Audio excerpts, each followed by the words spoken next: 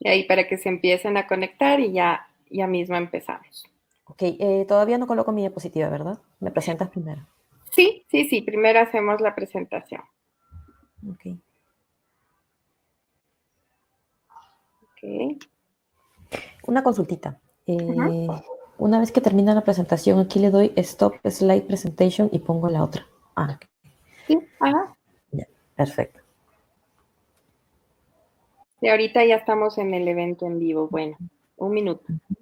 Uh -huh.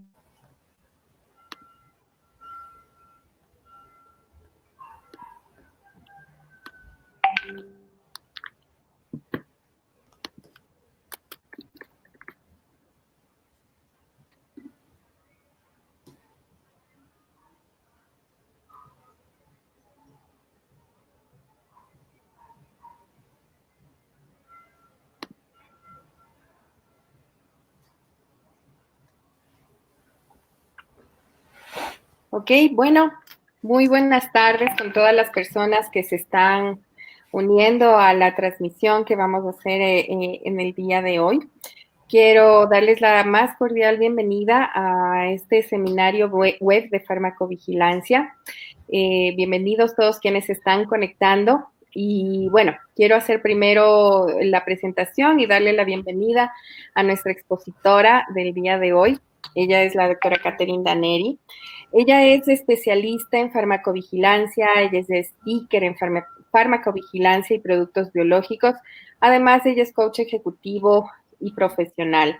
Ella tiene bastante experiencia en la implementación, gestión, capacitación y asesoría personalizada en farmacovigilancia, tanto a empresas de la industria farmacéutica, también profesionales de la salud y asociaciones de pacientes. Así que el día de hoy vamos a contar con Catherine. Te agradezco tu gentileza, te agradezco el tiempo. Esta transmisión se está haciendo en simultáneo para 3 países, Ecuador, Perú y Colombia, con personas que están de una u otra manera relacionadas con el tema de la farmacovigilancia en esta área andina, por ponerlo de esta manera. Así que, bueno, bienvenida. La pantalla es toda tuya, yo me voy a minimizar.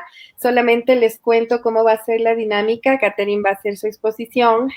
Ustedes tienen el chat abierto para que en todo momento puedan hacer alguna pregunta. Lo que vamos a hacer es al final de la disertación de Catherine, vamos a escoger las preguntas, a conjugar preguntas para que sean respondidas en la medida de lo posible en su totalidad.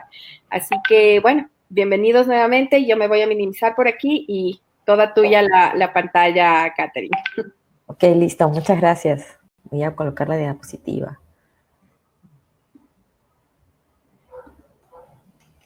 Listo. Bueno, buenas tardes, colegas, compañeros. Les agradezco su asistencia y inscripción a este webinar.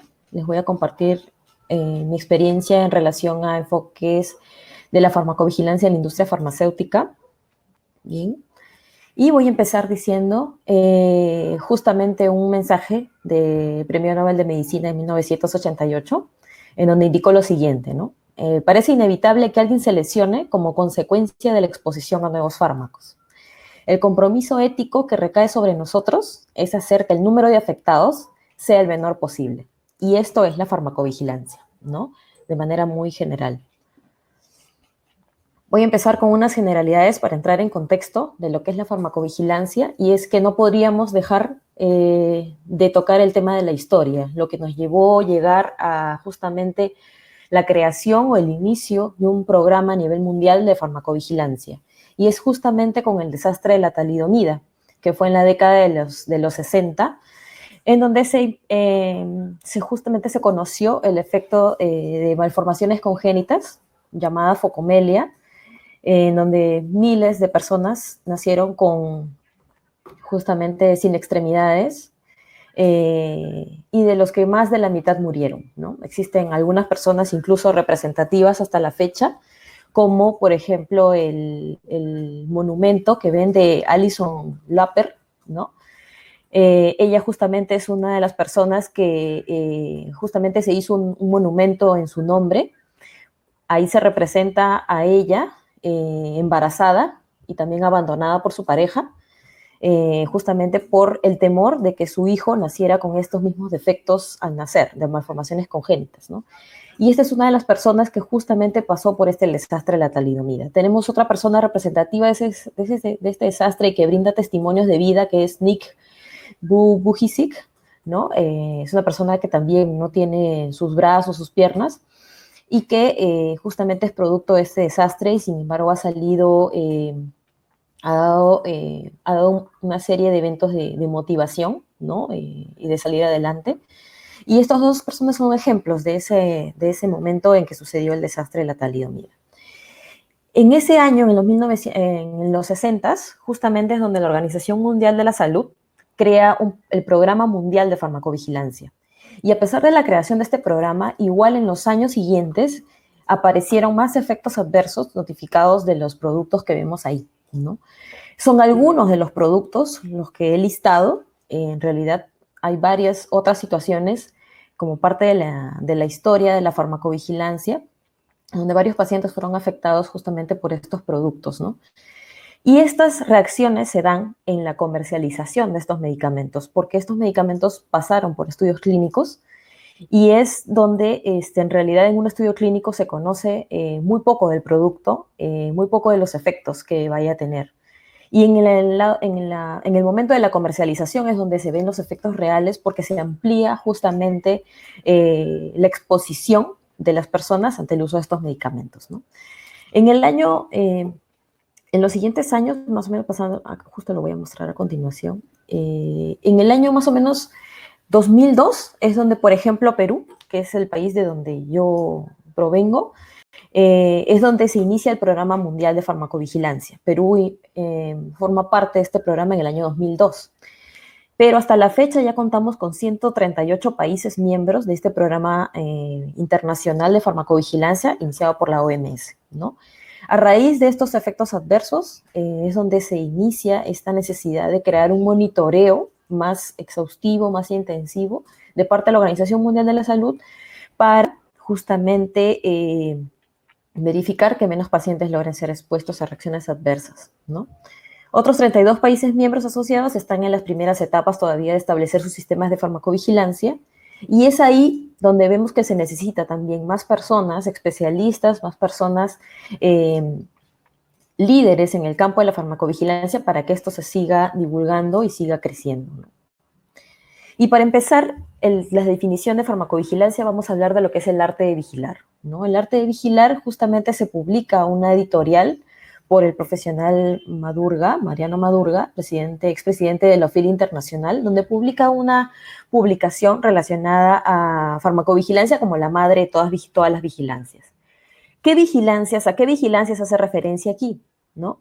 Hace referencia a la toxicovigilancia, la cosmetovigilancia, ¿no? La materiovigilancia y tecnovigilancia, donde se tocan dispositivos médicos. Se habla también de la hemovigilancia, donde se ve las transfusiones de sangre que también puedan producir reacciones en los pacientes. Biovigilancia a través del trasplante de órganos. Tenemos a la farmacovigilancia veterinaria, ¿no? Los animales también pueden presentar reacciones adversas a las medicinas veterinarias, ¿no? Y la nutrivigilancia, donde encontramos los productos nutracéuticos, los suplementos y los alimentos fortificantes, que también no escapan de este monitoreo, de esta vigilancia que se debe realizar en los pacientes, ¿no? Bien, y con esto logramos definir la farmacovigilancia, que es una ciencia, ¿no? Y es una ciencia y por tal dentro de la ciencia se realizan actividades. Estas actividades van desde la detección, ¿no? Y cómo detectamos a través de todos los canales de comunicación que podamos tener a nivel externo como industria farmacéutica, ¿no? La evaluación y la comprensión, en donde ya se concentra y se analiza toda esta información detectada y compilada de farmacovigilancia, de perfil de seguridad, para que una vez que se tenga analizada, investigada esta información, se realicen actividades de prevención. ¿De qué manera? Creando un plan de manejo de riesgos, ¿no? Entonces, ¿y de qué o sobre qué se hace esto? Sobre todos los eventos adversos y también otros problemas relacionados con el uso de los medicamentos, ¿no? Entonces, la farmacovigilancia justamente es la vigilancia de los fármacos. ¿no? Esta definición fue dada por la Organización Mundial de la Salud en el año 2002. Y como ven aquí, parecen cuatro palabras simples de mencionar, pero involucran toda una cadena de actividades, toda una serie de participación de múltiples actores que permiten que esta farmacovigilancia se realice de forma eficiente. Bien. Dentro de los pilares de la farmacovigilancia, esta información fue presentada en el ISOP de Bogotá el año pasado por Mariano Madurga, donde menciona que existen 4 pilares de farmacovigilancia que podríamos considerar dentro de lo que es el marco de esta ciencia, ¿no? No podemos escapar a las regulaciones y guías que nos dan el marco, la normativa internacional y local, ¿no? Y cada país cuenta con una normativa que rige su sistema de farmacovigilancia y que ésta se basa en la normativa internacional, ¿no? Como expertos, como participantes activos dentro del sistema de farmacovigilancia, debemos conocer la normativa internacional para poder el alcance que este tiene, las exigencias que esto tiene, y también poder tener una opinión con una opinión y discusión con respecto a la normativa local que se pudiera implementar en cada país, ¿no? Y así poder tener un sustento y poder incluso participar de los proyectos de regulación nacional y abogar por una armonización de normativas, ¿no? En relación a la colaboración, tiene que hacer una colaboración interna y externa, ¿no? Ahí es donde se involucra el trabajo multidisciplinario. Y es justamente la industria farmacéutica la que forma parte de este trabajo multidisciplinario. Otros aspectos que también se pueden mencionar como pilares son los recursos tecnológicos y los humanos, ¿no?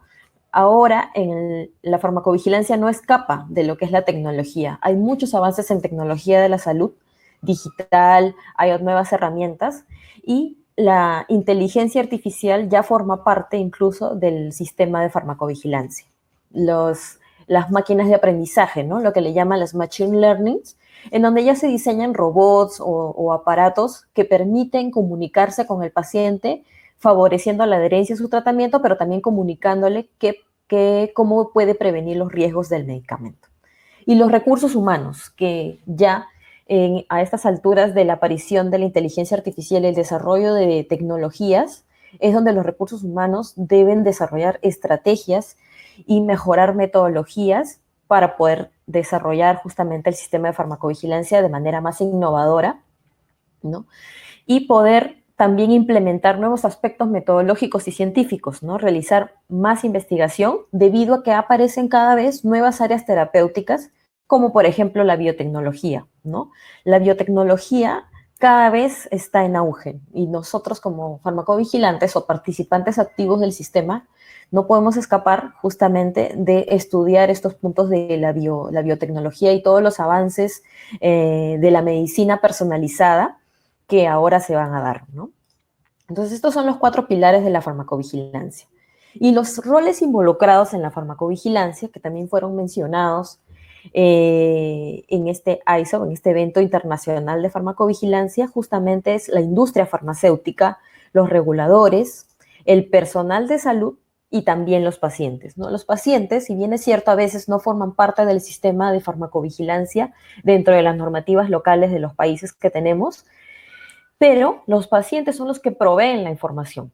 Si ellos no proveen, no informan, no manifiestan, definitivamente el sistema de farmacovigilancia no se podría dar con la fluidez que debería darse. Si no se empoderan los pacientes de su salud, pues definitivamente no van a ser partícipes de este sistema y obviamente el personal de salud también en su investigación participa, los reguladores reforzando las normativas y por supuesto la industria farmacéutica como responsable de los medicamentos que pone en el mercado, de la que hace estudios clínicos, pero también de la que dispone en el mercado luego de estos estudios, ¿no?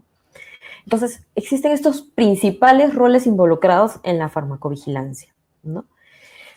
Pero hablando específicamente de la industria farmacéutica, ¿cuál suele ser la problemática, ¿no? La problemática o el enfoque que la industria farmacéutica o en el entorno que se trabaja en la industria, ¿qué es lo que se busca principalmente, ¿no? Primero, se da prioridad al registro sanitario, ¿no?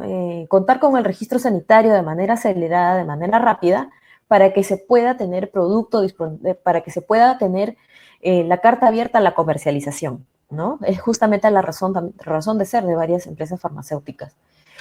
Y producto de esto, estimar bien las fechas para la obtención del registro, de la obtención de estos registros para justamente recibir el producto en el momento cercano a que se reciba el registro sanitario. De lo contrario, pues a veces no se estima bien la fecha y por lo tanto las importaciones logran gestionarse de una manera tardía, ¿no? Entonces es importante también hacer mención de que las fechas de obtención de registro deben ser calculadas en 3 escenarios, ¿no? Como ya lo conocen las personas que trabajan en las áreas de asuntos regulatorios. Luego de esto también paralelamente se trabajan las estrategias de pre-marketing y marketing, justamente para ver cómo se va a posicionar el producto, cómo se va a trabajar con los profesionales de la salud prescriptores, con los profesionales de la salud que van a dispensar el producto, los que van a administrar el producto, ¿no? Entonces, se trabaja toda una serie de estrategias que van a permitir justamente que una vez que se obtenga el registro sanitario, logre ingresar al mercado de manera óptima para tener un lanzamiento exitoso, ¿no? Y también se trabajan estrategias de acceso, ¿no? Trabajando con el gobierno, ver sistemas de acceso, justamente viendo las tecnologías sanitarias para poder verificar qué tanto acceso, la epidemiología de la población, la epidemiología justamente que se necesita analizar para saber qué tanta exposición va a tener el medicamento, ¿no? Entonces, como vemos, necesitamos el registro sanitario, calcular la importación, ver estrategias de marketing y estrategias de acceso, ¿no? Sin embargo, poco o nada, no quiero generalizar, pero la mayoría de las empresas farmacéuticas no consideran como parte de esta preparación es cómo informaremos los riesgos antes y durante el uso de estos productos, ¿no? ¿Qué estrategias de manejo de riesgos y manejo de prevención de eventos adversos para los profesionales de la salud y pacientes se van a trabajar? Eso no se realiza necesariamente antes de que se obtenga el registro sanitario. Y no se da en muchos casos la participación de farmacovigilancia en el diseño de la estrategia de productos ni tampoco en la investigación de mercado. O sea, cómo dentro de nuestra estrategia de investigación de mercado, qué medicamentos, qué activos vamos a traer, no se da una participación necesariamente del área de farmacovigilancia. ¿Y qué es lo que sucede? Al priorizar estos otros puntos, sucede que cuando ingresa al mercado el producto, de pronto hay un profesional de la salud que empieza a notificar alguna reacción adversa, algún evento adverso, y sobre todo consultar qué información científica, qué artículos de revisión se cuenta para poder manejar determinadas reacciones adversas, ¿no? Esto luego se da en el mercado, o sea, cuando ya el producto ya está en el mercado. Y sin embargo, un mal manejo de la seguridad clínica de los productos en el mercado puede dañar toda la reputación construida por años en la industria farmacéutica, ¿no? Esta reflexión, este mensaje me lo llevo de una conversación justamente con un director médico de una empresa farmacéutica en Colombia, en donde una vez que asumió el rol de director médico, identificó esta problemática, identificó el potencial que se tiene como farmacovigilancia de manera proactiva antes del ingreso de productos farmacéuticos al mercado, ¿no? Entonces es una situación que nos lleva a la reflexión y nos lleva a ampliar nuestro panorama en el manejo de los productos y en el diseño de las estrategias de marketing o estrategia de posicionamiento de productos farmacéuticos, ¿no? Y esto nos lleva también a analizar que el entorno actual es justamente que las empresas se enfoquen en el cliente.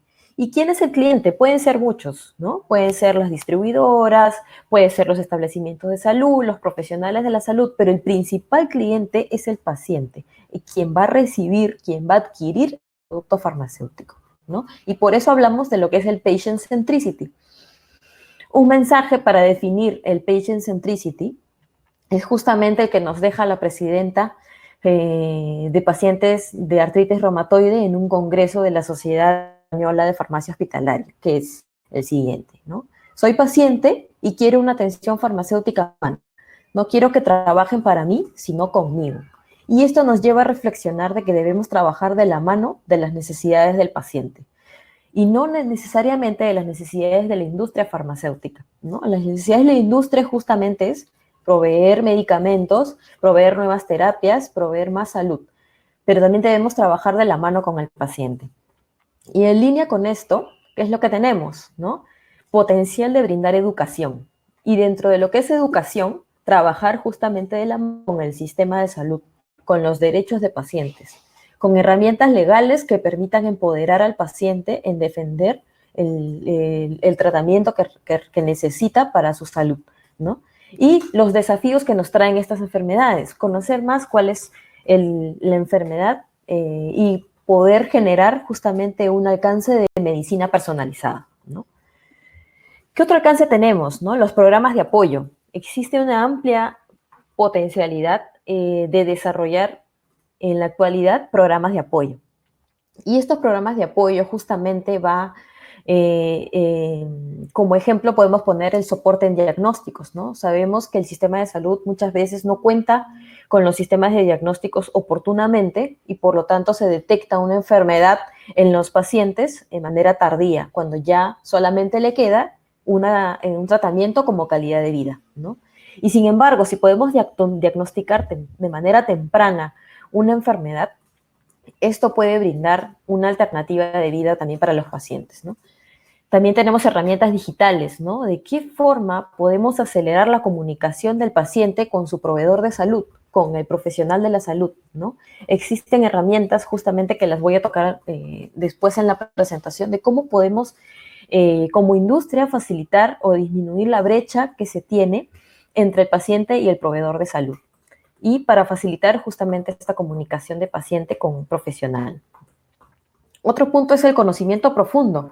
Cómo nosotros como industria logramos conocer profundamente las necesidades de los clientes, en este caso pacientes, y también de sus familiares. Recordemos que como familiares también cargamos con la enfermedad. Entonces también es una necesidad importante de cubrir en estos casos, ¿no? Podemos desarrollar focus group o encuestas abiertas que permitan conocer más a fondo las necesidades del paciente y sus familiares. Y experiencia temprana, ¿no? Ahora no solamente los estudios clínicos nos brindan experiencia temprana del uso de los medicamentos, también se tiene el uso compasivo a través de la importación exclusiva de los medicamentos a los que todavía no puede acceder el paciente porque el producto no se encuentra registrado en el mercado. Y también a través de programas de apoyo, ¿no? Los programas de apoyo brindan soporte en la enfermedad, brindan soporte en la adherencia en el tratamiento de los pacientes. Y también ahí es donde podemos conocer más del uso de estos medicamentos y las experiencias que están teniendo los pacientes, ¿no? ¿Y esto qué nos da como resultado? Justamente contar con pacientes empoderados, de víctimas a protagonistas. De repente ya no escucharíamos como que quejas, ya no me dan, no recibo, sino que tengo las herramientas y puedo afrontar esto también por mi cuenta, proveer soluciones de valor más allá de lo clínico, ¿no? Y también generar acceso temprano a los productos farmacéuticos, porque ya el paciente va a abogar y va a poder conocer estas puertas que permiten justamente mejorar el conocimiento de su enfermedad y adherencia a sus tratamientos, ¿no? Bien, hasta ahí tenemos el tema de generalidades con farmacovigilancia. Ahora vamos a entrar profundamente a los que son los procesos que la industria farmacéutica tiene como responsabilidad asumir dentro de lo que es el marco de la vigilancia, ¿no? Muchos conocemos las que son las buenas prácticas en la industria farmacéutica, ¿no? Tenemos las buenas prácticas de manufactura, de almacenamiento, distribución, como principales, pero también vemos las buenas prácticas clínicas, compliance. Ahora tenemos muy regulado el tema de la promoción, de las interacciones con profesionales de la salud, las interacciones con personal de gobierno, tomadores de decisiones y todo, sobre todo también la relación entre laboratorio y laboratorio. Y también ahora vamos a tener las buenas prácticas de farmacovigilancia.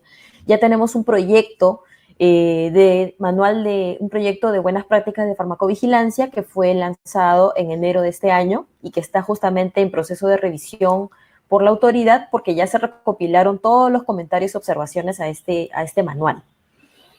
Bien, y es justamente lo que vamos a tocar en este momento, ¿no? La vigilancia de fármacos justamente se realiza en todo el proceso de desarrollo y comercialización de productos, ¿no? Muchos decimos la farmacovigilancia forma parte recién en la postcomercialización, pero no es en la post-comercialización necesariamente, sino es en la pre y en la post, ¿no? Desde la precomercialización nosotros tenemos el antes, y el antes podemos ver en investigación clínica, podemos hacer farmacovigilancia, podemos ver el uso post-estudio clínico dentro de la normativa de estudios clínicos, de ensayos clínicos emitido por el Instituto Nacional de Salud. Tenemos también que se debe realizar un uso post-estudio clínico, los llamados post-trial access, ¿no? ¿Y qué significa estos post-trial access? Significa que el paciente, si se ve beneficiado con la droga de estudio, luego de que este estudio ha culminado, el paciente tiene derecho a seguir recibiendo la droga de estudio hasta que él pueda tener acceso a la misma, ¿no? Entonces, la idea es justamente que este paciente se siga beneficiando con el medicamento hasta que este paciente logre contar con acceso a este medicamento. Y durante este periodo, obviamente, no se rige bajo los parámetros de un ensayo clínico, se rige bajo los parámetros de la normativa del sistema de farmacovigilancia, ¿no? Existe también en otros países, entiendo, esta normativa también. En Argentina también está muy desarrollado lo que es el post-trial access y también el uso compasivo, ¿no? El uso compasivo es distinto a este post-trial access o uso post-estudio clínico, en el sentido de que el uso compasivo no se le brinda el medicamento a pacientes que provengan de un estudio clínico. Es medicación que no está registrada en el país y que el paciente necesita, ¿no? Ha recibido la prescripción del médico porque no hay otra alternativa, y el paciente puede conseguir la medicina proveniente de otro país en donde sí se cuente con el registro. Y para eso la autoridad sanitaria también cuenta con pautas para que se pueda dar esta importación exclusiva, ¿no? Tengo entendido que en varios países se realiza. Entonces, el uso post-estudio clínico y el uso compasivo también nos brinda experiencia, y también es donde se debe realizar farmacovigilancia, porque el paciente está utilizando el producto y es muy posible que el paciente experimente eventos adversos o reacciones adversas en este periodo, ¿no? ¿Qué es lo que sucede en la comercialización? También vemos un durante y vemos un después de la comercialización, ¿no? O justamente en el caso de durante, ¿no? Durante vemos que los pacientes experimentan usos distintos de los medicamentos, y dentro de los usos podemos incluso considerar que es uso dentro de lo permitido, ¿no? Aceptado por la autoridad sanitaria, como también los usos que no están contemplados en la autoridad, en el registro sanitario, ¿no? Y si no están contemplados en el registro sanitario, se le llama usos off-label o uso fuera de la etiqueta. ¿Qué quiere decir? Que el paciente está usando un producto para lo cual todavía la indicación no ha sido aprobada por la autoridad sanitaria, ¿no? Entonces, estos usos también pueden darse o puede hacer que el paciente experimente eventos adversos reportables, ¿no?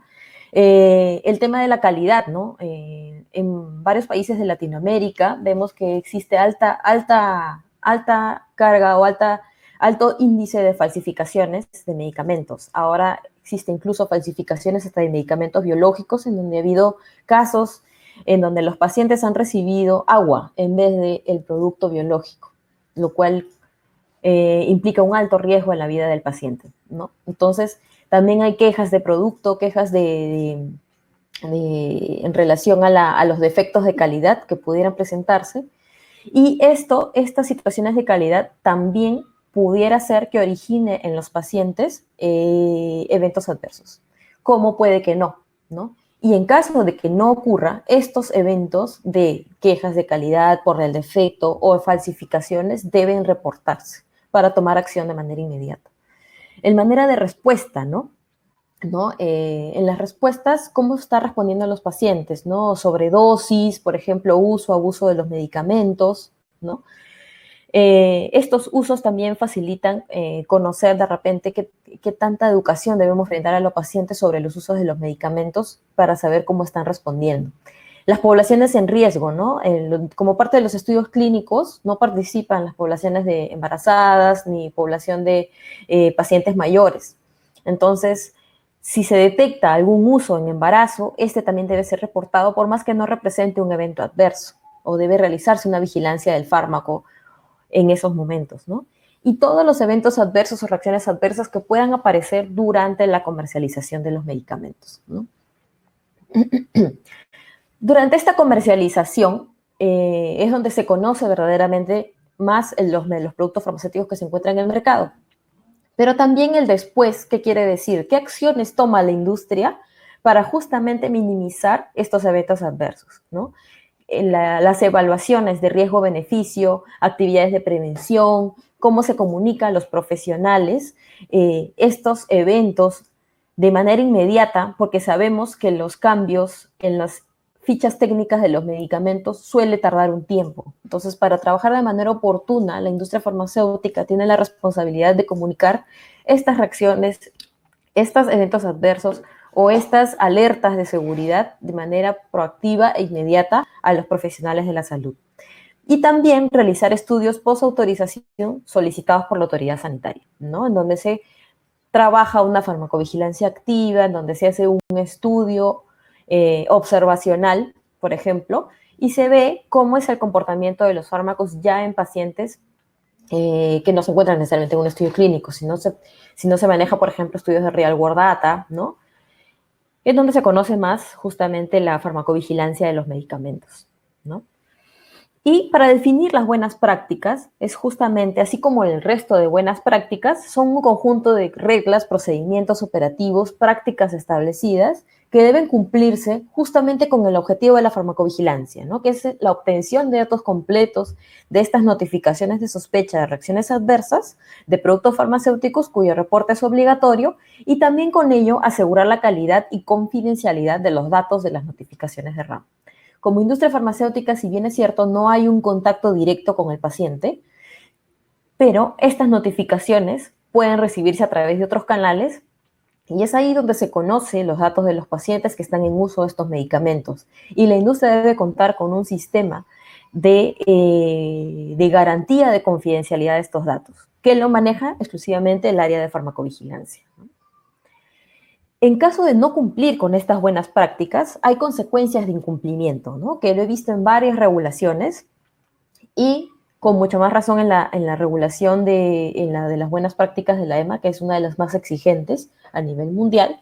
Y es, primero, hay una amonestación, hay multas, hay decomiso, hay suspensión o cancelación del registro sanitario o de la licencia.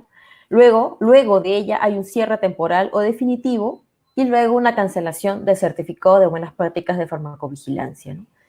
Ahora, esto no debe asustarnos porque como industria farmacéutica hay un compromiso con el paciente, hay un compromiso con ello. Entonces, se entiende que el cumplimiento de las buenas prácticas debe estar garantizado justamente por el sistema o la unidad de farmacovigilancia con la que deben contar cada laboratorio, ¿no? Y acá tenemos otro mensaje, justamente que es, lo he obtenido justamente de un libro llamado Patient Compliance Europe, en donde se menciona, ¿no?, que los requerimientos obligatorios para la industria en materia de farmacovigilancia no deben entenderse exclusivamente como una medida coercitiva de las autoridades sanitarias, ¿no? El conocimiento de posibles riesgos de los fármacos a través de la farmacovigilancia es una garantía de protección tanto para el paciente como para la propia compañía farmacéutica. Recordemos que la industria farmacéutica, la compañía farmacéutica brinda tratamientos farmacéuticos que tratan de ayudar a la salud de los pacientes, ¿no? Y como parte del compromiso ético que se tiene, es importante valorar el tema de la farmacovigilancia, ¿no? Y no cumplirlo solamente en una exigencia regulatoria, sino cumplirlo por un compromiso ético que se tiene. Como requerimientos generales, ¿no?, toda compañía farmacéutica justamente debe contar con un sistema o un departamento de farmacovigilancia y un responsable de farmacovigilancia, ¿no?, apropiados para asegurar justamente esta responsabilidad, este compromiso ético y obligación de sus productos en el mercado para asegurar que se tomen las acciones pertinentes y de manera oportuna. Es por eso que es muy importante también la capacitación constante en estos temas y la investigación. ¿Cuáles son estas responsabilidades que asume la industria farmacéutica en materia de farmacovigilancia? Justamente todo lo que hemos mencionado de reacciones adversas, estudios post-autorización, realizar un seguimiento continuo de la literatura médica mundial, ¿no?, presentar informes periódicos de seguridad y evaluar continuamente la relación beneficio-riesgo a través de justamente estos informes periódicos de seguridad, pero también de elaborando los planes de gestión de riesgo, ¿no? Estas 5 funciones pueden ser sencillas de entenderse, pero implican todo un trabajo exhaustivo y de alto relacionamiento a nivel interno como también externo de parte de los colaboradores del Departamento de Farmacovigilancia, como también de todo el resto de personal. ¿Y a qué me refiero con todo el resto de personal? ¿No? Nosotros podemos pensar que la farmacovigilancia, el departamento de farmacovigilancia, solamente se va a relacionar con el equipo médico, con el equipo regulatorio o con el equipo de investigación, cuando en realidad no solamente debemos relacionarnos con esos equipos, sino con todas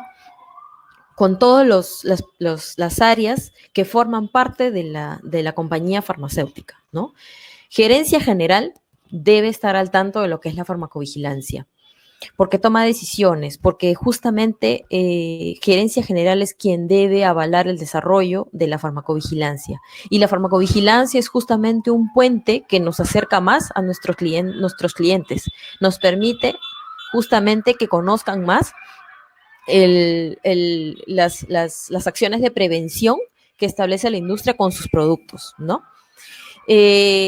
El área legal también, ¿no? Porque nosotros, porque el área de farmacovigilancia justamente también tiene que relacionarse con proveedores y los proveedores deben llevar un contrato y estos contratos deben llevar unas cláusulas específicas de compromiso de reportar eventos adversos cumpliendo las buenas prácticas de farmacovigilancia. El área de recursos humanos nos va a proveer de toda la lista de personal y nuevo y personal tercerizado que necesite recibir capacitación, ¿no? Y sobre todo en los procesos de inducción, en donde todo el personal debe estar concientizado en lo que es farmacovigilancia. El área corporativa, normalmente el área corporativa suele estar compuesta de, por ejemplo, el área de comunicaciones, el área de programas de apoyo, ¿no? El área de acceso, asuntos de gobierno, y estas personas justamente que conforman este equipo corporativo, los ejecutivos de cuentas, al estar en campo, normalmente van a tener justamente mayores posibilidades de capturar información de seguridad y uso de los medicamentos, ¿no? El área de finanzas, porque el área de farmacovigilancia debe trabajar un presupuesto para el desarrollo de proyectos internos y campañas de concientización.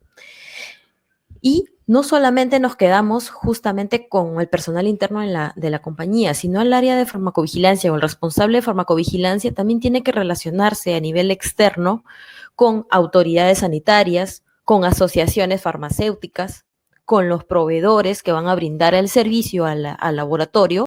Y estos proveedores, por ejemplo, ¿qué servicios pudieran desarrollar? Por ejemplo, el servicio de campañas digitales, campañas de marketing, de repente filmar algún video con pacientes, tener un video con pacientes, desarrollar de repente alguna estrategia digital, crear páginas web, entre otros servicios que pudiera brindar estos proveedores y que pudiera abrir un canal de comunicación con alguna persona que pudiera reportar eventos adversos. Los profesionales de la salud como tal, ¿no? Si bien es cierto, los profesionales de la salud reciben información y capacitación constante, la industria farmacéutica a través de la farmacovigilancia puede acercarse más a los profesionales de la salud brindando información sobre el uso y seguridad clínica de los medicamentos. Y por supuesto a los pacientes a través de sus asociaciones, en donde se debe intercambiar y cerrar esa brecha entre la industria con el paciente a través del puente de farmacovigilancia justamente. Entonces, como vemos, el departamento de farmacovigilancia no solo se relaciona con su equipo médico, no solo se relaciona con el equipo de regulatorio por ver el tema de quejas de calidad o falsificaciones, se relaciona con todas las áreas que conforman la empresa, ¿no? La industria farmacéutica o las compañías farmacéuticas pueden tener de repente menos áreas, ¿no? O quizás sus áreas son de otros nombres, pero es importante considerar que el alcance del sistema de farmacovigilancia va a depender justamente de todas estas áreas que conforman la compañía. Mientras más áreas, más trabajo externo, más trabajo de campo, más proveedores que se contraten, mayor alcance se va a necesitar que se tenga el área de farmacovigilancia responsable, ¿no? Aquí muy importante a mencionar, y lo menciono porque sé que hay colegas que están presentes en el webinar, de las unidades de negocio, ¿no? Las unidades de negocio o las gerencias comerciales forman parte muy importante de la relación con farmacovigilancia. Son las personas que van a iniciar estas estrategias de marketing, ¿no? Y justamente prepararse para los lanzamientos de los productos nuevos. Y es ahí en donde se tiene que trabajar muy de la mano con el área de farmacovigilancia para que el área de farmacovigilancia les informe sobre los riesgos y la forma de gestionar estos riesgos con los clientes, ¿no? Que no necesariamente son los pacientes, sino son los profesionales de la salud quienes deben estar informados oportunamente, ¿no? Entonces, en línea con esto, con estos procesos que se realiza de la industria farmacéutica en relación a farmacovigilancia, ¿qué nuevos enfoques podemos darle a la farmacovigilancia en la industria farmacéutica? ¿No? Muchos dicen, tú eres del área de farmacovigilancia, entonces tú reportas eventos adversos. Y más allá de eso, no conocemos qué más puede hacer el responsable de farmacovigilancia o en qué más está involucrado a esta persona. Y aquí es donde vemos, ¿no? Tenemos un conocimiento tradicional en el que el responsable o la unidad de farmacovigilancia junto con el área regulatoria ven solamente el tema de eventos adversos, regulación, cumplimiento con la norma. Vemos el tema del labeling, lo que le llaman las fichas técnicas, en donde la ficha técnica debe contar con información actualizada sobre reacciones adversas, contraindicaciones, interacciones, y esto como consecuencia llevar alguna retirada en el mercado si es que el producto, si es que la autoridad llega a identificar algún problema de seguridad de este producto a nivel nacional, ¿no? Pero lo que ahora vemos es justamente que estas eran las vías tradicionales de detectar el daño como también prevenir el daño. Y este enfoque ya es totalmente desfasado, ¿no? Ya ahora la farmacovigilancia ha evolucionado. Y justamente lo vemos en este estudio comparativo de regulaciones de las principales autoridades sanitarias a nivel mundial, ¿no? Bueno, acá no está la autoridad de la Agencia Europea, pero tenemos la Estados Unidos, Reino Unido, Canadá e India, ¿no? Y sobre todo lo que se ve acá es la necesidad de armonizar prácticas, ¿no? Cada país tiene una normativa distinta, cada país tiene unos tiempos, justamente unos tiempos de reporte distintos. ¿Y qué es lo que vemos acá? Que tenemos cada vez más actividades por desarrollar, ¿no? Entonces, los nuevos desafíos es justamente esta armonización de regulaciones, los sistemas de farmacovigilancia aislados, entre otros sistemas que es necesario la armonización. Y por eso es que aquí vemos que debemos evolucionar a justamente capturar más data, más hacer estudios científicos de la data, para que la prevención sea a través de planes de gestión de riesgo y la comunicación oportuna, ya que el método antiguo no nos está permitiendo ser más proactivos en el sistema, ¿no? Entonces, la armonización justamente puede prevenir esa situación. ¿Qué retos y oportunidades de farmacovigilancia tenemos con el negocio, ¿no? Justamente foco en el paciente, eventos científicos e insight, ¿no? Reevaluar la forma en la que nos comprometemos con el paciente, ¿no? Y los científicos, sobre todo, tienen expectativas que evolucionan significativamente. Cada vez hay más exigencias a nivel científico y demandante de parte de la industria farmacéutica. Y gracias a esta información que se puede recopilar de farmacovigilancia, es donde vamos a obtener mayor información o mayor insight para las estrategias médicas. Y la farmacovigilancia, justamente el equipo de farmacovigilancia puede trabajar en relación a ello, puede acortar el puente, por decir así, de comunicación de esto y llegar más allá en relación a minimización de riesgos, capacidades técnicas, más generación de data, soporte científico y sobre todo participar de la preparación para los lanzamientos exitosos de los productos, ¿no? Pero ¿qué otras actividades se puede manejar farmacovigilancia con el negocio? Justamente trabajando con el equipo médico, corporativo y de marketing. ¿A través de qué? De participación en reuniones, ¿no? La inclusión del responsable de farmacovigilancia en estas reuniones de planteamientos estratégicos o comunicación de estas situaciones reportables o situaciones de las que cuenta es importante para que se pueda trabajar en torno a esto una mejor estrategia y tener un mejor lanzamiento del mercado. Reuniones periódicas también con los equipos de campo, que va a permitir justamente este intercambio de información, tanto del campo, conocer las necesidades, como también del lado de farmacovigilancia, conocer lo que se recibe. Entonces, la evolución de la farmacovigilancia justamente es hacia obtener más efectividad de estos planes de gestión de riesgo, más data y la expansión de lo que es el safety science, la parte científica, el desarrollo científico y más conocimiento de la detección de señales, de los eventos adversos, reacciones adversas, que se puede colectar incluso de herramientas tecnológicas, ¿no? Otro punto que tenemos, lo paso rápidamente, es la colaboración de la industria a favor de estos sistemas regulatorios, ¿no? Favorecer el networking de estos profesionales, proveer soporte para la implementación de tecnologías como el intercambio electrónico de eventos adversos. En algunos países ya las autoridades lo han implementado. Y el caso, por ejemplo, de Perú es donde la industria trabajó de la mano con la autoridad para poder implementar de manera rápida el intercambio electrónico de reacciones adversas. En otros países se podría implementar esta misma medida. La educación, ¿no? Tener patrocinio y provisión de speakers para permitir este intercambio de información con stakeholders, invitar a personas internacionales conocedoras de este tema que conozcan justamente este punto y promover más la cultura de eventos adversos y la participación de la industria. Y conocimientos globales, ¿no? Donde tenemos que conocer más feedback, más best practice a nivel de regulación internacional. Entonces, ¿qué nos permite implementar farmacovigilancia de forma estratégica? A través de estos puntos que hemos tocado, nos permite generar confianza en los productos que comercializa la empresa, mejor relación con los profesionales de la salud. Ya se cierra, se quitan, se rompen los muros que se pueden tener como brecha en donde la industria no puede ir más allá por temas de compliance. Si bien es cierto, no se puede ir más allá, pero a través de la farmacovigilancia, a través de la concientización, sí podemos llegar más allá para poder nosotros prevenir estos eventos adversos y hacer más acciones de prevención y minimización de riesgos, creando sinergias y haciendo transparencia científica que favorezca la conexión con estos socios estratégicos, ¿no? Como industria se puede participar más, ¿no? Generando justamente este conocimiento de la unidad de farmacovigilancia sobre los pacientes a los que van a recibir el medicamento. También colaborando a través de alianzas estratégicas de manejo de la seguridad del paciente, colaboración educativa y también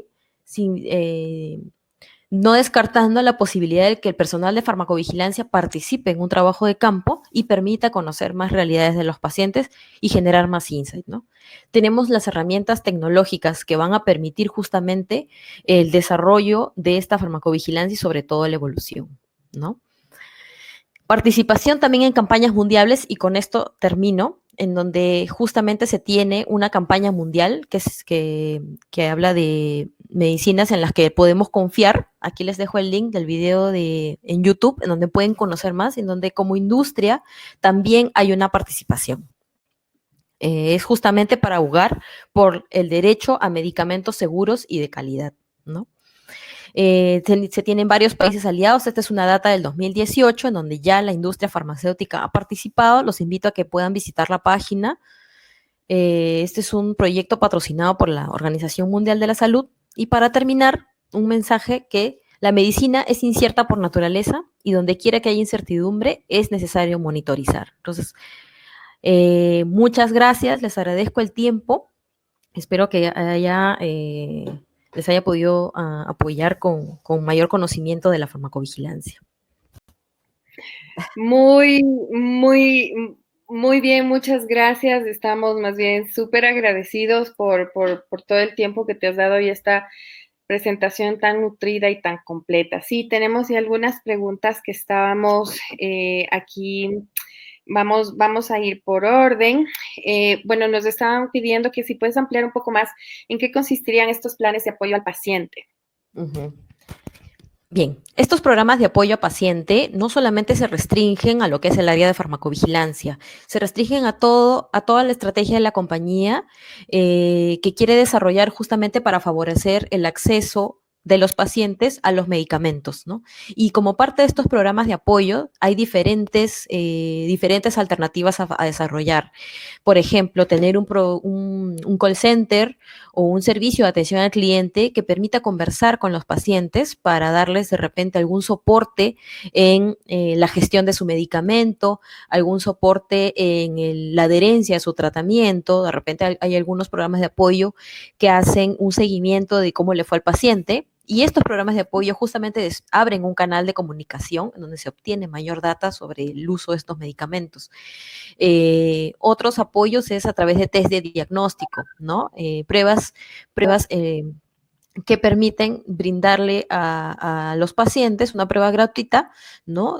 Para justamente conocer un verdadero diagnóstico y con esto acelerar el tratamiento, ¿no? Entonces hay diferentes tipos de programas de apoyo que puede gestionar la industria farmacéutica con sus profesionales de la salud. Sí. Ok, muchas gracias. Tenemos otra consulta. ¿Cómo podemos implementar farmacovigilancia en la droguería o farmacia de dispositivo médico? Sí, bueno, esto va dentro de lo que es el marco de la tecnovigilancia. Es parecido, pero debería existir una normativa que se aboque justamente al manejo de dispositivos médicos. En el manejo de dispositivos médicos también hay el tema de reporte de incidentes adversos, ¿no? Y aquí es totalmente distinto el enfoque. O sea, farmacovigilancia han abocado a productos farmacéuticos, pero no se descarta que algunas herramientas o estrategias se puedan considerar también como parte de un sistema de tecnovigilancia. Entonces también debe contar con un responsable, con un área que se encargue de gestionar estas comunicaciones con la empresa. Ok, nos preguntan también si sería factible implementar un programa de farmacovigilancia activa desde la industria, a pesar de que la data que se consigue no es tan amplia como la farmacovigilancia hospitalaria, por ejemplo. Así es. Bueno, el campo de la farmacovigilancia es un campo que todavía nos falta seguir explorando y existen posibilidad de desarrollar diferentes proyectos en farmacovigilancia, que se puede trabajar de la mano con autoridades sanitarias y todo mientras sea en pro de la seguridad de los productos, del monitoreo y sobre todo la seguridad y la salud de los pacientes. Yo creo que se pueden trabajar programas de farmacovigilancia con la autoridad sanitaria y de la mano también de otros actores, ¿no? No solamente la industria, sino junto con profesionales de la salud, universidades, sociedades médicas, colegios profesionales. Ok, también nos están preguntando qué es lo básico que solo un distribuidor de producto deba tener para crearse un área de farmacovigilancia. ¿Se le debe pedir algo a los dueños del registro o ellos les pedirán a los distribuidores? Bien, en el tema de los distribuidores se tendría que conocer bien con qué áreas cuenta, qué actividades son las que realiza para poder hacer un área de farmacovigilancia y qué canales maneja, canales de comunicación, con quién se comunica este distribuidor. Si de la mano hay un personal de campo, por ejemplo, de hecho que se tiene que contar con una unidad de farmacovigilancia, mínimo debe contar con un responsable de farmacovigilancia que pueda manejar y sobre todo se tiene que hacer una exploración de qué actividades está manejando esta distribuidora. Si esta distribuidora maneja productos de un titular de registro, este titular también debe trabajar de la mano con la distribuidora para el manejo de este sistema de farmacovigilancia. Así es, así es. Bueno, también nos preguntan, ¿hay alguna estrategia de regulación y cumplimiento de farmacovigilancia a nivel de ventas por canales digitales, web o aplicaciones? Esa estrategia de manera regulada, de manera escrita, no existe. No he encontrado yo en la búsqueda que he realizado alguna política. Lo que conozco es que hay políticas de promoción, hay normas de compliance que se tienen que manejar en lo que es las interacciones que tiene el personal de ventas, el personal de comercial, pero lo que se debería manejar es trabajar siempre de la mano con el responsable de farmacovigilancia, ¿no? Y este responsable de farmacovigilancia, en la medida de lo posible, el laboratorio invertir en una capacitación óptima que le permita que le permita relacionarse también con personas líderes en el campo y de esta forma trabajar en conjunto un equipo multidisciplinario, una estrategia comercial. No trabajar exclusivamente el equipo comercial temas de farmacovigilancia, siempre involucrando al personal, ¿no? Ok. Sí. Nuevamente tomando en cuenta lo que decías del patient centricity, como uno de los ejes a desarrollar en el plan de farmacovigilancia, ¿qué estrategias sugieres para promover el reporte espontáneo? Bueno, lo que es la cultura, la capacitación, creación de herramientas digitales. Por ejemplo, cuando yo fui responsable de farmacovigilancia, desarrollamos una herramienta digital a través de un código QR que facilitaba la comunicación del personal de la empresa en el reporte de eventos adversos. Y no solamente, una vez que se hicieron estas campañas, ya no solamente se usaba el código, sino también se acercaban a nosotros, se acercaban y preguntaban más, habían más curiosidad. Eh, Se hicieron también varios entrenamientos temáticos, ¿no? Utilizamos una temática de cómics o una temática, por ejemplo, de algo de la época, más o menos veíamos las edades de las personas de la empresa como para poner una temática y que a través de esta temática logren identificar la farmacovigilancia. Muchas veces se hacen entrenamientos planos en donde una persona va y realiza la capacitación y luego espera a que llegue el reporte. Pero en realidad ese trabajo ya forma parte de la parte tradicional de farmacovigilancia, ¿no? Ahora ya es un trabajo más proactivo. Se deben realizar conjuntamente campañas de farmacovigilancia dentro de la industria que faciliten el conocimiento de las personas en el reporte de eventos adversos, ¿no? También recuerdo que hicimos una feria de productos en donde conocían a los productos que se manejaban en la empresa, pero también conocían cómo reportar a farmacovigilancia a través de unas dinámicas y juegos, ¿no? Los juegos hacen que las personas conozcan más el tema. Entonces, implementar estas formas innovadoras de transmitir la conciencia de farmacovigilancia también ayuda a que las personas reporten más o identifiquen más rápidamente cuándo es que sucede un evento adverso. Ok, hay algunas preguntas que están reiteradas en el tema de cómo apoyas al paciente, primero por el tema de regulación y luego desde el enfoque de trabajo de cada persona. Unas personas están preguntando desde la farmacia cómo acceden hacia el paciente y otra persona también nos estaba preguntando si solo vendo a los hospitales, no tengo contacto directo con el paciente y con el tema regulatorio. ¿Qué les aconsejarías de estas personas? Bien, el tema de los pacientes se puede trabajar junto con asociaciones de pacientes, ¿no? Todo va a depender de que desde donde nos encontremos, qué tanto acercamiento tenemos con los pacientes. Por ejemplo, si nosotros estamos en una farmacia y simplemente dispensamos medicamentos y no logramos tener un momento de conexión con el paciente, empecemos a hacer un periodo de prueba de, por ejemplo, de qué producto me consultan más o, por ejemplo, de qué enfermedad consultan más. Hacemos como un mini estudio de mercado y en base a eso consultamos, ok, ¿quién es el responsable de este producto? De repente, ¿qué laboratorio? Y consultar al laboratorio, ok, mira, me están preguntando de esto y generamos comunicación de lo que estamos recibiendo en el día a día, pero de la otra parte, de donde nosotros recibimos, desde nuestro alcance con el laboratorio, por ejemplo, ¿no? Si yo trabajo en farmacia, entonces puedo consultar con el laboratorio de ese producto del que me están consultando y de esa manera pedir información, soporte, algún material educativo, educación, y de esta manera cada vez que yo siga recibiendo estas consultas, ya le presento al paciente una herramienta o un material que le permita a él conocer más de esto. Pero todo va a depender de un periodo de prueba que hagamos desde nuestro lugar de atención, ¿no? Desde nuestro enfoque regulatorio, pues nosotros, si yo formo parte del área regulatoria, soy director técnico, asistente, asociado, etcétera, puedo colaborar con pacientes desde el punto de vista de repente una capacitación sobre calidad de medicamentos. Y esto se puede trabajar de la mano del área de farmacovigilancia. Ahora, si yo soy parte del área regulatoria, pero soy también persona responsable de farmacovigilancia, se puede trabajar también con los principales puntos en donde se distribuye el medicamento, generando con mis puntos de contacto ok, qué tantas consultas reciben, qué dudas tienen sobre el uso de medicamentos, por ejemplo, ¿no? Y proactivamente solicitar esta información para yo conocer qué necesidades tiene mi cliente en lo Ujú, que es el uso del producto que yo estoy manejando. ok. No sé si eso sí. Sí, fue amplio. También nos están preguntando que sobre el proyecto de BPFB, supongo son buenas prácticas de farmacovigilancia, ¿qué avance tiene?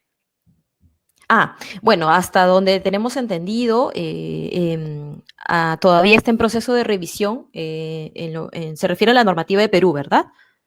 Sí, sí, el participante es Sí, de Perú, sí. Ujú, sí.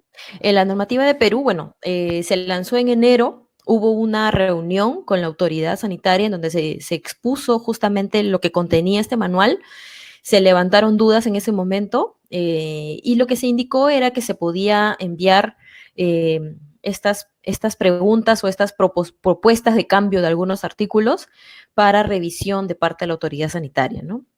ok, En realidad el plazo era hasta marzo, pero debido a la cuarentena quizás eso tome un poco más de tiempo. Entonces está en proceso de revisión hasta la fecha. está en proceso. Entonces, Así es. nos están preguntando, se mencionó la farmacovigilancia en productos cosméticos. Qué tan avanzado está este tema en América Latina?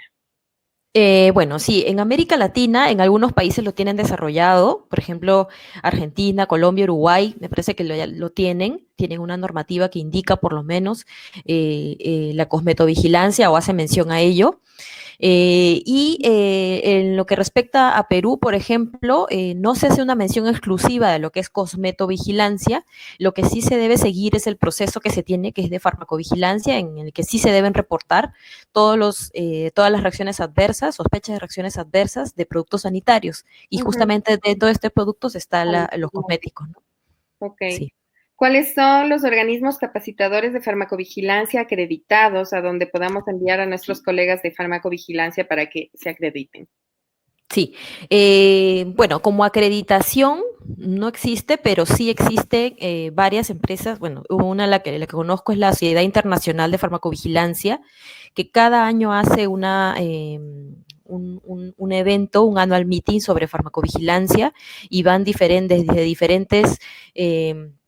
desde diferentes enfoques. Va personal hospitalario, personal de industria, autoridades, van hasta personas de asociaciones de pacientes que presentan el tema, presentan los riesgos incluso. Entonces, el más recomendado que yo veo es el ISOP, que es la Sociedad International Society of Pharmacovigilance, en donde se provee estos entrenamientos. Ahora, hay otras empresas que también realizan capacitación en farmacovigilancia.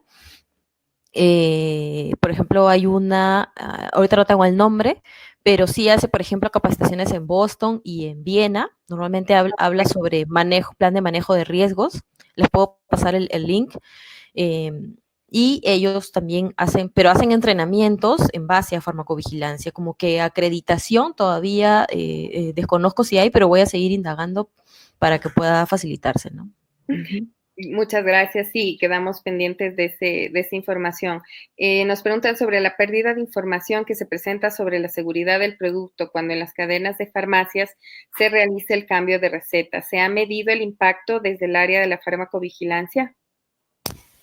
Hasta ahora no, hasta ahora desde lo que yo conozco en Perú, tengo entendido que es un poco difícil medir este impacto en farmacias porque siempre, o sea, no hay personas que vayan necesariamente durante un tiempo y justamente en farmacovigilancia para poder medir impacto es que siempre tengamos la misma cantidad de pacientes, es como realizar un estudio, ¿no? Para poder medir el impacto. Entonces, en farmacia todavía existe el reto justamente de cómo hacer farmacovigilancia y es un input que justamente las autoridades sanitarias están manejando. Hay capacitación. En el lado de Perú se están realizando proyectos como farmacias, de capacitación de farmacias, pero digamos que hasta ahorita lo que se tiene es realizar el reporte espontáneo a través del formato, ¿no? Pero, digamos, no hay un indicador, no hay una medida que se haya publicado hasta la fecha, ¿no? pero sería interesante poder realizar un estudio al respecto. Por supuesto. ¿Existe algún marco legal, si lo sabes, en Perú, Colombia, Ecuador, para hacer estudios en fármacos durante el proceso, antes de comercialización, con uso del mismo en modo fuera de etiqueta? No, lo que se suele seguir son los procesos de ensayos clínicos o de ensayos observacionales para que se pueda manejar un estudio de ese tipo, ¿no? Por ejemplo, en los usos que no están dentro de estudios clínicos, se puede desarrollar un protocolo, ¿no? Basado, por ejemplo, en un estudio observacional para poder llevar a cabo. Ahora, importante es saber con cuántos sujetos de estudio se va a contar. Normalmente estos usos compasivos o usos post-estudio clínico son pocos, entonces no sería significativo el resultado. Entonces, lo que se suele hacer es ver si de repente se crea un estudio exclusivo de farmacovigilancia activa o estudio observacional de vigilancia de la seguridad de algún fármaco sobre algún problema de seguridad específico y trabajar con algunos profesionales de la salud que sí cuenten con una muestra de pacientes considerada, ¿no? Ok, bueno, en honor al tiempo vamos a terminar con estas dos últimas preguntas. Creo que avanzamos casi el 80%. ¿Qué opinas sobre el desarrollo de una adecuada farmacia comunitaria para un desarrollo de la farmacovigilancia? Uno. Y la otra nos dices que se mencionó que creo que tiene que ver con la última que comentamos ahorita. En la farmacovigilancia, en la precomercialización, existe un uso post-trial access y un uso compasivo. ¿Podrías darnos alguna referencia internacional donde se aborde con más detalle estos usos? Sí, bueno, una de las referencias internacionales más conocidas es la Agencia Europea, ¿no? Y la Agencia Europea tiene en sus buenas prácticas de farmacovigilancia más información al respecto, también dentro de lo que es Argentina también he visto su normativa bien desarrollada sobre uso compasivo, ¿no? Bueno, en Perú también tenemos, no es muy extensiva, digamos, las indicaciones sobre cómo se maneja esta parte, pero en lo que es empresas transnacionales que se basan en la normativa de Europa, ahí es donde te marca justamente estos parámetros a considerar en un uso post-estudio clínico y un uso compasivo. ¿Qué criterios se deben considerar dentro de lo que es la farmacovigilancia, ¿no? Básicamente lo que se hace es entrenar al profesional de salud en el sistema de farmacovigilancia del país y cómo es que se debe reportar más allá del manejo del uso compasivo y del uso post-trial access como tal, porque ese manejo no corresponde del todo a farmacovigilancia, pero farmacovigilancia sí debe responsabilizarse por capacitar a la persona que va a tratar con estos pacientes y encargarse de procesar los eventos adversos producto de ese uso. Ok, sobre la farmacia comunitaria para un mejor desarrollo de la farmacovigilancia y con eso terminamos la ronda de preguntas. Sí, bueno, en lo que es la farmacia comunitaria existe mucho contacto con pacientes y creo que ahí se pueden desarrollar muchos proyectos de farmacovigilancia, ¿no? Mi opinión es que se debe capacitar bastante al personal técnico, ¿no? Lo que suele suceder en Latinoamérica, y hablo también de Perú, también, porque sucede que siempre el personal que atiende a los pacientes es el personal técnico, no siempre se encuentra el farmacéutico atendiendo.